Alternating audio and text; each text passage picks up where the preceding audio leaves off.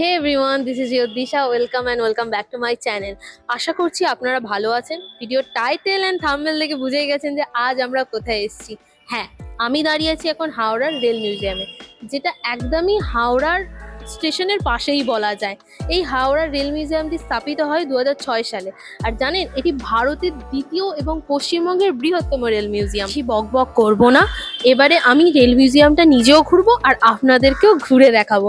আর হ্যাঁ, বাকি তথ্য পাওয়ার জন্য কত টাকা প্রাইস, কিভাবে আসবেন, খাবার অ্যালাউ আছে কিনা, সবটা জানতে হলে ভিডিওটা পুরোটা দেখতে হবে। চলুন। গেট দিয়ে ঢুকেই বাঁদিকে যেটা রয়েছে সেটা হলো এই রেল মিউজিয়ামের হল অফ ফেম।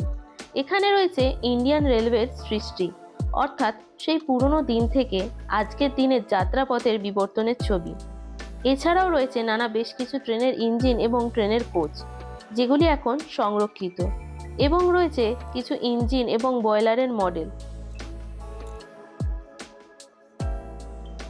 সামনে যে ইঞ্জিনটি দেখতে পাচ্ছেন সেটি হলো ডিজেল চালিত ফার্স্ট ক্লাস কোচের ট্রেন। এখন যে ট্রেনটি দেখছেন সেটি হলো স্টিম লোকোমোটিভ। এটা আগে দার্জিলিং এর পাহাড়ি পথে চলাফেরা করত। হল অফ ফেম থেকে আমরা বাইরে চলে এসেছি। এই রেল মিউজিয়ামটি বেশ অনেকটা জায়গা নিয়ে তৈরি, আর বাড়িটা বেশ সুন্দর করে সাজানো এবং ওয়েল মেনটেন। চলুন তাহলে বাইরে কি কি আছে আমরা দেখে নিই। এই রেল মিউজিয়ামের ভিতরের গার্ডেনটি ঘুরতে ঘুরতে যে জিনিসটি সর্বপ্রথম চোখে পড়বে সেটি হলো এই চারদিকে 4টি কটেজ জাতীয় স্থান। এগুলির মধ্যে রয়েছে ইন্ডিয়ান রেলওয়ের নানা তথ্য। সামনে যে লাল স্তম্ভটি দেখছেন এটি হলো একটি কীর্তি স্তম্ভ, এখানেও রয়েছে নানা তথ্য।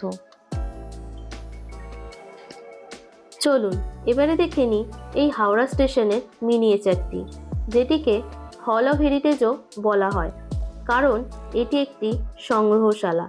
এই hall of heritage Howrah station এবং ইস্ট ইন্ডিয়ান রেলওয়ের জমকালো ইতিহাসের দুষ্প্রাপ্য ছবি ও স্মরণীয় ঘটনার সংগ্রহশালা।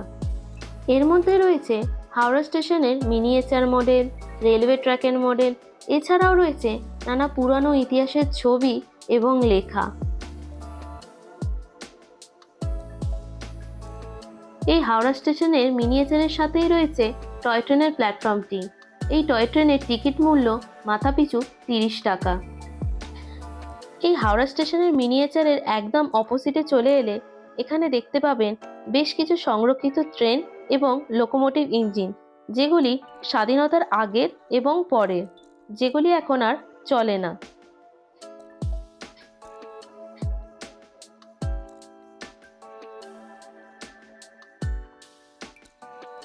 এছাড়াও এই মিউজিয়ামের ভিতরে পেয়ে যাবেন একটি সুন্দর ট্রেন রেস্টুরেন্ট।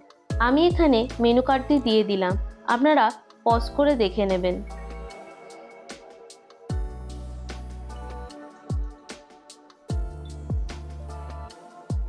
এবারে বলি কিভাবে আসবেন। প্রথমেই যে কোনো হাওড়াগামী ট্রেন বা বাস ধরে হাওড়া স্টেশন চলে আসবেন। তারপর হাওড়া স্টেশনের ওল্ড কমপ্লেক্স এবং নিউ কমপ্লেক্সের সামনের রাস্তা ধরে মাত্র 5 থেকে 10 মিনিটের হাঁটা পথ।